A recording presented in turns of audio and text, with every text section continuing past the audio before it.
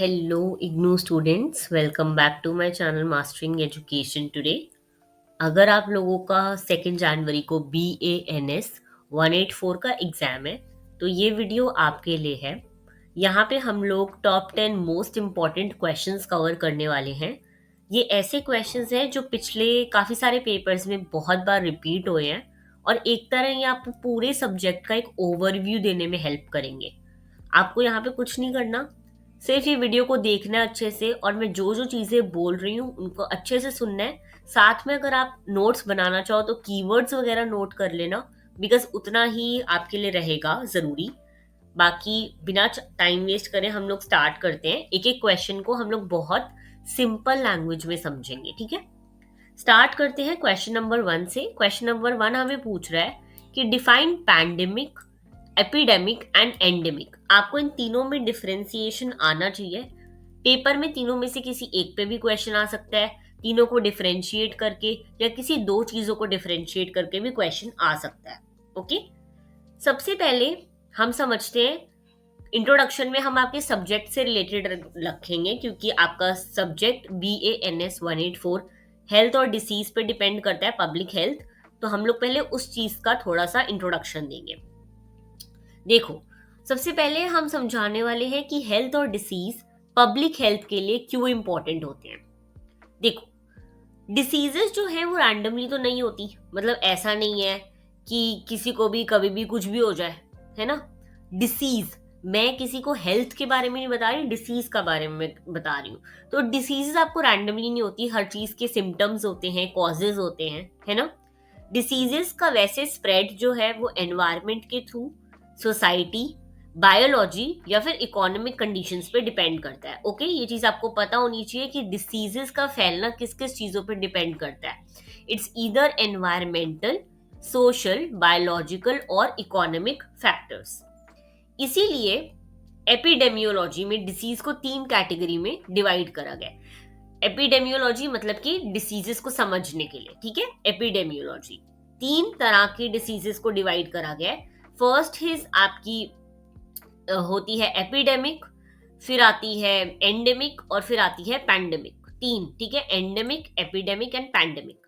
अब हम इन तीनों को डिफरेंशिएशन करेंगे, लेकिन आपको ये पता होना चाहिए ये जो भी हम कॉन्सेप्ट यहाँ पे पढ़ रहे हैं, ये सारे कॉन्सेप्ट जो हैं हमें वर्ल्ड हेल्थ ऑर्गेनाइजेशन के थ्रू मिले हुए हैं और ये लोग हमें हेल्प करते हैं किसी भी डिसीज को कंट्रोल और प्रिवेंट करने के लिए, प्लान करने के लिए।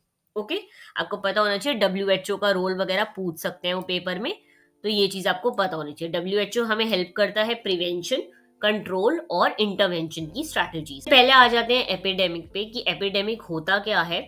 देखो, अगर मैं सिंपल लैंग्वेज में समझाऊं तो एपिडेमिक का मतलब होता है जब किसी एक पर्टिकुलर एरिया या फिर पॉपुलेशन में अचानक किसी डिसीज के केसेस ज्यादा हो जाते हैं, जितना नॉर्मली एक्सपेक्ट करा हुआ है उससे ज्यादा। जैसे कि पहले समझ लो किसी एरिया में डेंगू के केसेस 10-15 आ रहे थे और एकदम से अगले दिन से वो केसेस 100-150 हो गए, तो वो होता है एपिडेमिक। ओके, अब according two centres for disease control and prevention, तुम्हें पता होनी चाहिए इसकी फुल फॉर्म, पेपर में आ सकती है। एपिडेमिक तब होता है जब शॉर्ट टाइम में केसेस सडनली बढ़ जाते हैं, जैसा कोविड के टाइम पे हुआ था। जब मार्च में केसेस आना स्टार्ट हुए थे इंडिया में, तो सडनली केसेस बढ़ गए थे। पहले भी एक दो आ रहे थे बट एकदम से केसेस में जंप हो गया था। ओके, अब इसके रीजंस क्या होते हैं? मोस्टली लोकल लेवल पे अगर हम देखें तो इसके रीजंस होते हैं पुअर सैनिटेशन, पॉपुलेशन मूव कर रही है, माइग्रेशन, क्लाइमेटिक चेंजेस, या फिर आपकी पब्लिक हेल्थ सर्विसेज इतने अच्छे से नहीं मिल पा रही। ओके, एग्जाम्पल अगर हम देखें इन डिसीजेस का तो कॉलेरा, मीजल्स, डेंगू, इन्फ्लुएंजा, ये सारे इस डिसीज के एग्जाम्पल हैं एपिडेमिक के। एक इम्पॉर्टेंट पॉइंट याद रखना, एपिडेमिक सिर्फ इन्फेक्शियस डिसीजेस की नहीं होती, जैसे ओबेसिटी या सब्सटेंस अब्यूज भी अगर रैपिडली एकदम बढ़ने लगेगा तो उन्हें भी हम एपिडेमिक कह सकते हैं। ओके, सिर्फ डिसीजेस नहीं आएंगी इसमें, इसमें एक तरह लाइफस्टाइल चेंजेस जो होते हैं, ओबेसिटी या फिर ड्रग अब्यूज, ये सब जो है वो भी आता है। ओके, अच्छी बात ये होती है कि एपिडेमिक्स को कंट्रोल किया जा सकता है क्योंकि एरिया बहुत लिमिटेड होता है।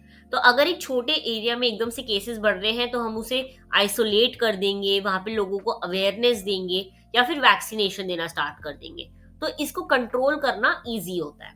ओके, नेक्स्ट हम आते हैं पैंडेमिक पे। पैंडेमिक हम लोगों को बहुत अच्छे से पता है, we have been through that, तो हम लोग को समझ सकते हैं हम इजीली। पैंडेमिक एक एपिडेमिक का एडवांस्ड वर्जन होता है, ठीक है। पहले एपिडेमिक में क्या हुआ, 10-15 केसेस थे, वो 100-150 हो गए, है ना, पर एक पर्टिकुलर एरिया में।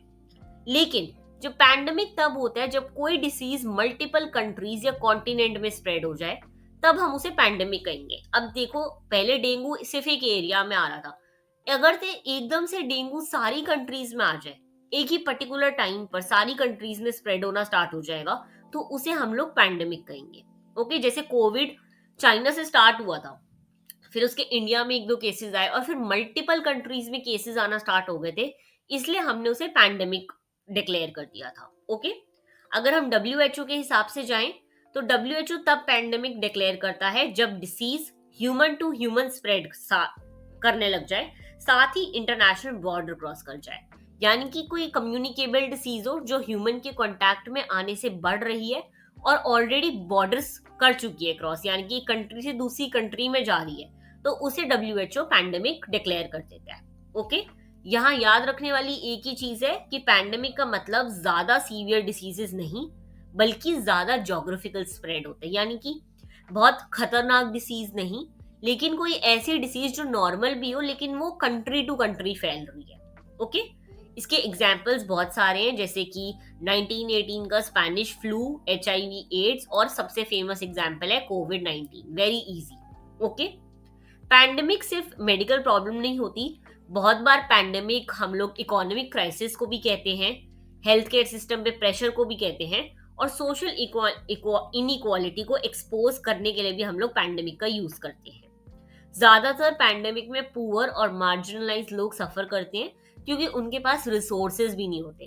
अगर एक कंट्री से कंट्री फैल रहा है और किसी कंट्री में वो नहीं फैला, तो बहुत मुश्किल होता है कि आप एक कंट्री से दूसरी कंट्री ट्रैवल कर पाओ, अगर आप एक पुअर और मार्जिनलाइज्ड होम से बिलोंग करते हो। ओके, नेक्स्ट आ जाता है एंडेमिक डिसीज। एंडेमिक डिसीज वो होती है जो एक स्पेसिफिक एरिया में हमेशा प्रेजेंट रहती है और केसेस स्टेबल और प्रिडिक्टेबल होते हैं, यानी कि कुछ कुछ एरियाज हैं या कुछ कुछ कंट्रीज हैं जहाँ पे मलेरिया अभी भी प्रेजेंट है और वो हमेशा रहेगा, एक नंबर ऑफ केसेस आते ही आते हैं, तो उसे हम एंडेमिक कहते हैं। ठीक है, ये ऐसी डिसीज होती है जो एक एरिया में रहती है, हमें पता है, और मोस्टली जो है लो इनकम, ये सब इसके रीजन होते हैं। इसके एग्जाम्पल हम कर सकते हैं, तो मलेरिया मोस्टली ट्रॉपिकल एरियाज में रहता है, तो मलेरिया का एग्जाम्पल हो सकता है, और ट्यूबरक्लोसिस, जहाँ पे लो इनकम होती है कंट्रीज की, वहां पे ट्यूबरक्लोसिस रहता है। Okay, endemic diseases sudden spike नहीं दिखाती, लेकिन ये लॉन्ग टर्म बर्डन क्रिएट करती हैं, स्पेशली डेवलपिंग कंट्रीज में बहुत ज्यादा हमें एंडेमिक दिखते हैं। ओके, पॉवर्टी, पुअर सैनिटेशन और वीक हेल्थ केयर की वजह से एंडेमिक होता है। ओके, अब आपको डिफरेंसेस देखो, सबसे अच्छा डिफरेंस मैंने यहाँ पे आपको एक टेबल के थ्रू समझा दिया है। ये टेबल का आप स्क्रीनशॉट ले लो और जब आप रिवाइज करोगे तो बस इस टेबल से पढ़ लेना, और पेपर में भी अगर तीनों का डिफरेंस आए तो ये टेबल जरूर बना के आना। ओके, तीनों कंसेप्ट डिसीज के पैटर्न को समझाते हैं, बेसिकली हेल्प करते हैं हमें और अच्छे से समझने में। एपिडेमिक और पेंडेमिक इमरजेंसी रिस्पॉन्स मांगती है, जबकि endemic disease long term plan चाहती है। ओके, तीनों का डिफरेंस समझ आ गया, वेरी इजी। अब हम चलते हैं क्वेश्चन नंबर 2 पे। क्वेश्चन नंबर 2 हमें कह रहा है कि differentiate between communicable and non communicable disease. Very easy question, very basic question. Okay, ज्यादा लॉन्ग में नहीं समझेंगे, इसको छोटे में समझेंगे। डिसीज को समझने के लिए दो मेन टाइप्स में डिवाइड किया जाता है, एक होता है कम्युनिकेबल और एक होता है नॉन कम्युनिकेबल। अर्लियर टाइम में कम्युनिकेबल डिसीज बहुत ज्यादा रहती थी, लेकिन आज के टाइम में नॉन कम्युनिकेबल डिसीजेस से ज्यादा डेथ हो रही है। पहले के टाइम पे कम्युनिकेबल डिसीजेस ज्यादा थी। अगर हम डिफरेंशिएट करें तो कम्युनिकेबल डिसीज वो होती है जो पर्सन टू पर्सन स्प्रेड करती है, यानी कि कोविड-19 वेरी इजी एग्जांपल। एक ह्यूमन के कांटेक्ट में दूसरा ह्यूमन आ रहा है जिसको एक डिसीज है, तो वो अगर उससे फैल रही है ह्यूमन से ह्यूमन कांटेक्ट से, तो वो कम्युनिकेबल डिसीज है। बेसिकली इसमें आ जाते हैं आपके बैक्टीरिया और वायरस, पैरासाइट्स, फंजाई, ये सब इसके कॉजेज होते हैं। ओके, इसका ट्रांसमिशन कैसे होता है, ये स्प्रेड कैसे होती है।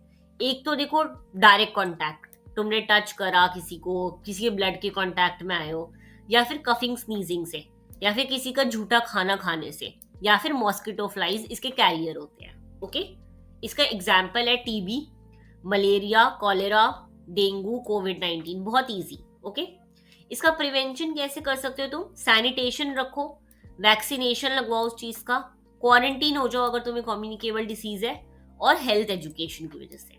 ओके, नॉन कम्युनिकेबल डिसीज क्या होती हैं? ये डिसीजेस स्प्रेड नहीं होती, ये मोस्टली स्लो और लॉन्ग टर्म होती हैं, यानी कि एक ह्यूमन कॉन्टैक्ट या पर्सन टू पर्सन ये स्प्रेड नहीं करेंगी, लेकिन ये लॉन्ग टाइम तक रहती हैं किसी की बॉडी में। ओके, कैसी डिसीजेस होती है? हार्ट डिसीज हो, डायबिटीज हो, कैंसर हो, मेंटल हेल्थ प्रॉब्लम हो, ये सारी नॉन कम्युनिकेबल है। इसके कॉजेज क्या होते हैं? बेसिकली आपका लाइफस्टाइल अच्छा नहीं है, आपको स्ट्रेस है, या फिर आप स्मोक करते हो, या फिर आप पोल्यूशन के अंडर रह रहे हो, तो इसकी वजह से आपको मोस्टली जो है नॉन कम्युनिकेबल डिसीज होती है।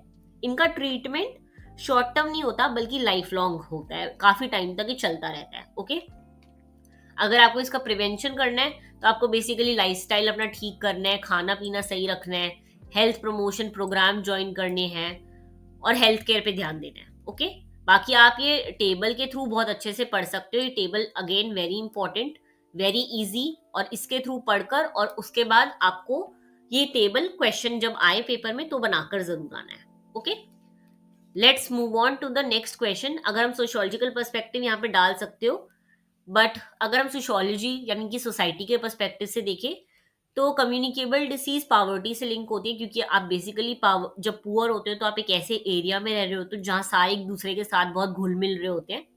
नॉन कम्युनिकेबल जो है वो आपके लाइफस्टाइल से रिलेटेड, आपका खाना पीना अच्छा नहीं है इसलिए।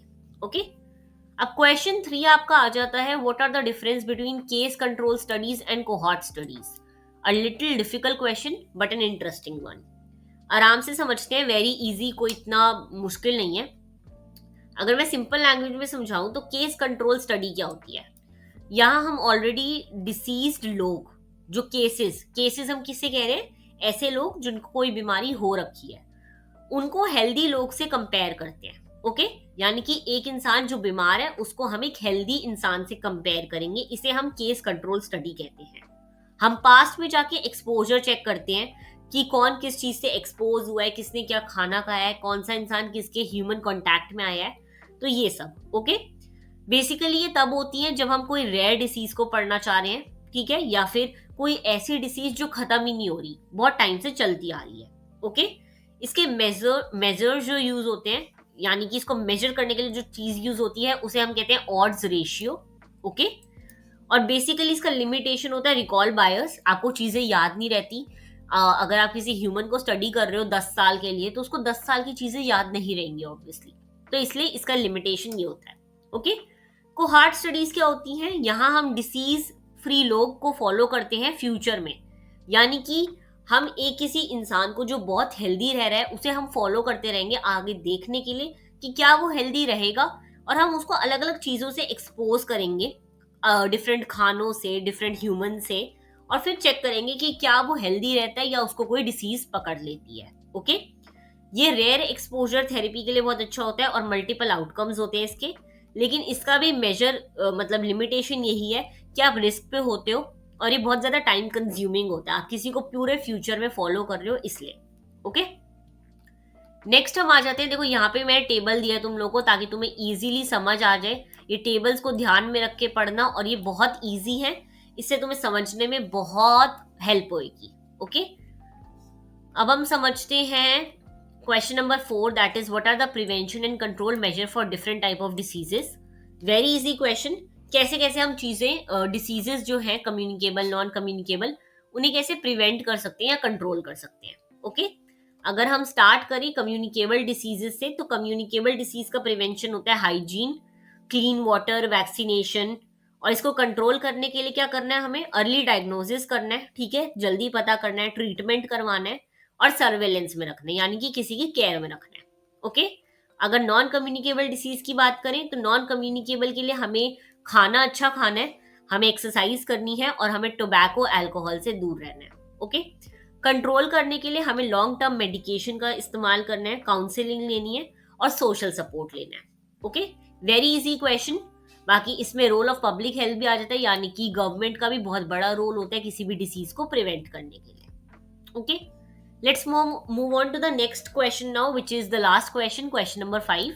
What are the prevention measures for chronic and infectious disease?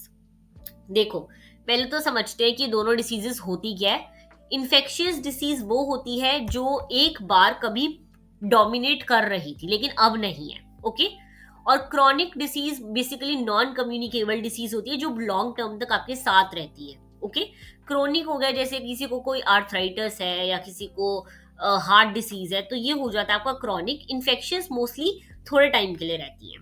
Okay, अगर हमें इन्हें प्रिवेंट करना है तो क्या करना है? इन्फेक्शियस डिसीज को प्रिवेंट करने के लिए हमें बेसिकली सैनिटेशन मेंटेन करनी है, हाइजीन मेंटेन करना है, इम्यूनिटी यानी कि इम्यूनाइजेशन, वैक्सीनेशन लेने हैं, आइसोलेट रहो, इन्फेक्शियस डिसीज है, फैल सकती है एक दूसरे से, कम्युनिकेबल है, तो आइसोलेशन में रहो, क्वारंटीन कर लो, और हेल्थ एजुकेशन, आपको पता होना चाहिए चीज़ों के बारे में।